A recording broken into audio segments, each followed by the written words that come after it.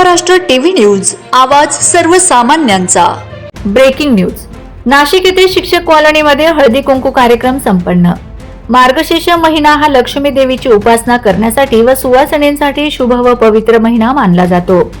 मार्गशीर्ष महिन्यातील पहिल्या गुरुवारपासून भक्तिभावाने, श्रद्धेने, निष्ठेने महिला उपवास करतात व सर्व नित्य नियम पाळून पूजन करतात। मार्गशीर्ष महिन्यातील शेवटच्या गुरुवारी उद्यापन करतात। सगळ्या सुवासिनी एकत्र येऊन एकमेकींना हळदी कुंकू लावतात।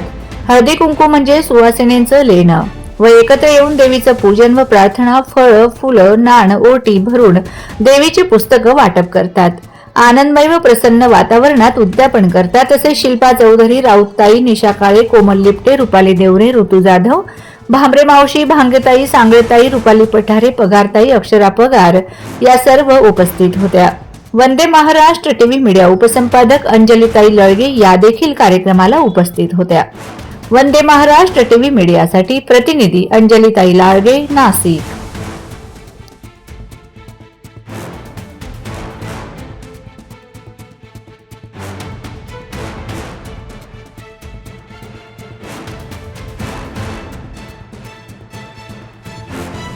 वंदे महाराष्ट्र टीव्ही न्यूज, आवाज सर्वसामान्यांचा।